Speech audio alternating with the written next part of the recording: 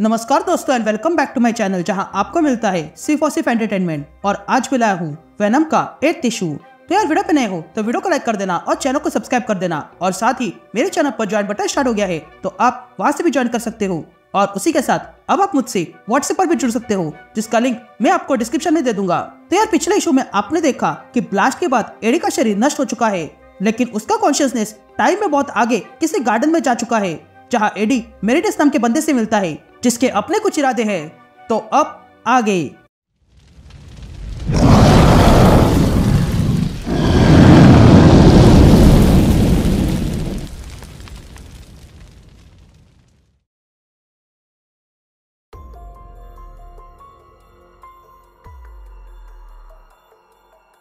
All right gang.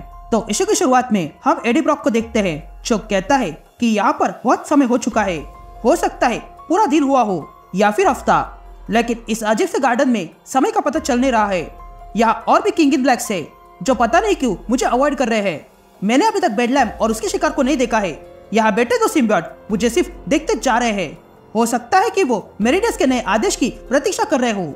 ये garden देखने में अच्छा लगता है, लेकिन ये कोई गार्डन नहीं बल्कि प्रिजन है। मैं यहाँ मेंटली बाकी सिम्बियोट्स को ढूंढ रहा हूँ, लेकिन मेरिडस ने कहा था कि फ्यूचर के सिम्बियोट्स हाईवे में सोए हैं।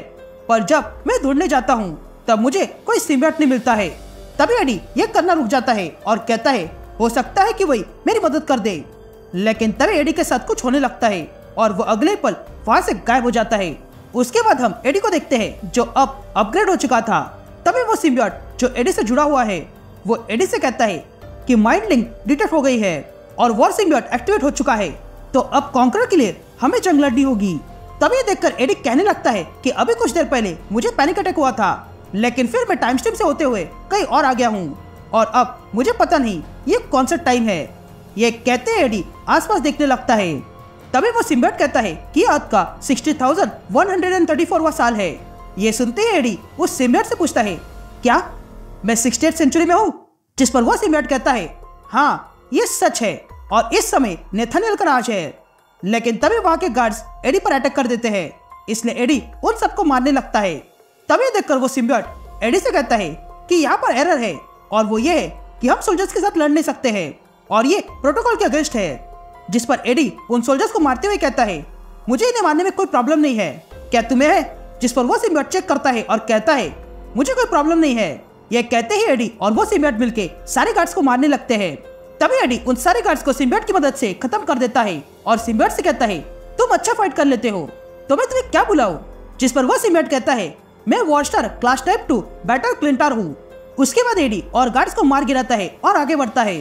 तभी वॉरस्टार एडी से कहता है रुको, आगे टाइप 4 क्लिंटर है। ये सुनते ही एडी वही छुप जाता है और देखता है कि वहां पर एक और बड़ा सा सिम्बियोट था। तभी सिम्बियोट को देखकर एडी कहता है ये तो बहुत बड़ा है और खतरनाक भी है, मैं तो इसे ओवरकिल नाम दूंगा। तभी एडी देखता है कि वो किसी स्पेसशिप में है। ये देखकर एडी पास का डोर खोल देता है जिसके कारण अंदर की सारी चीजें बाहर स्पेस में चली जाती है और उसमें ओवरकिल खींचा चला जाता है। अब ओवरकिल को रास्ते से हटने के बाद एडी देखता है कि ओवरकिल वहां पे किसी को प्रोटेक्ट कर रहा था। ये देखकर एडी तुरंत उस रूम में आता है जिसे ओवरकिल गार्ड कर रहा था और तब एडी देखता है कि उस रूम के अंदर कैंग द कॉन्करर है।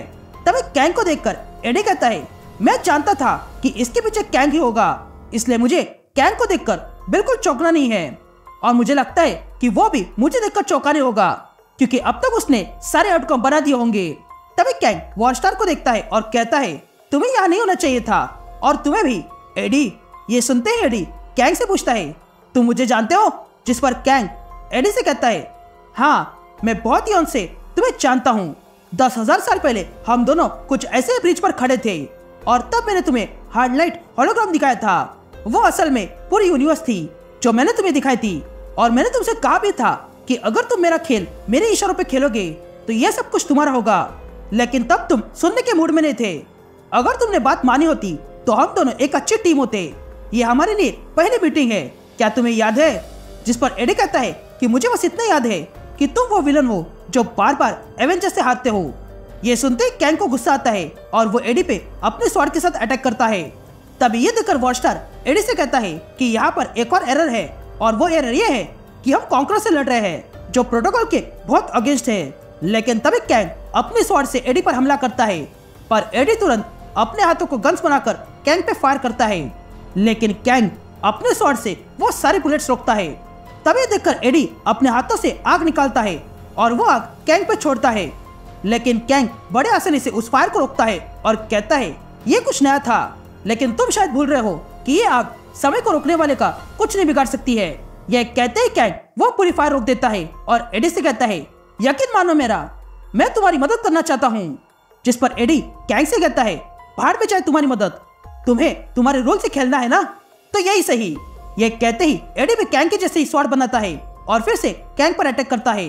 तभी कैंग एडी के अटैक को रोकता है और कहता है कि तुमने मुझे कॉपी किया, ये अच्छी बात है क्योंकि तुम जानते हो कि शत्रु को उसके हथियार से मारने में कितना आनंद आता है, पर तुम भूल गए कि ये तलवार मेरे तलवार जैसी है पर मेरी तलवार नहीं है। ये कहते ही कैंग एडी का हाथ काट देता है, लेकिन एडी फिर से अपना हाथ बना लेता है, लेकिन तभी कैंग एडी से लड़ना रुक जाता है। तभी एडी देखता है कि वो पहले से बेहतर है। तभी कैंग एडी से कहता है मैंने अपने टाइम स्वॉर्ड का इस्तेमाल करके तुम्हें ठीक किया है। यह कहते ही कैंग वहां से जाने लगता है। तभी एडी कैंग से पूछता है कि तुम जानते थे ना मुझे टाइम ट्रैवलिंग करने में दिक्कत हो रही है, जिस पर कैंग कहता है ये बात मैं नहीं जानता था, बल्कि तुमने मुझे बताई थी। मेरे पास्ट में और तुम्हारे फ्यूचर में तुम आगे चलकर समय धारा में अच्छा घूम पाओगे। यह कहते ही कैंग वहां से दूसरे कमरे में चला जाता है।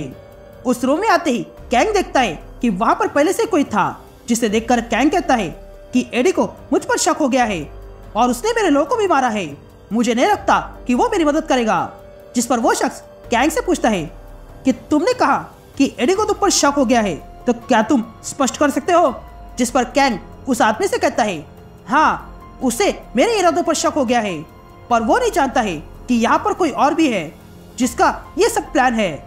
ये कहते हम उस शख्स को देखते हैं जो कैंग से मिलने आया था, और वो शख्स कोई और नहीं बल्कि मेरिडियस है। And that's it. ये इशू यही कंटिन्यू होता है।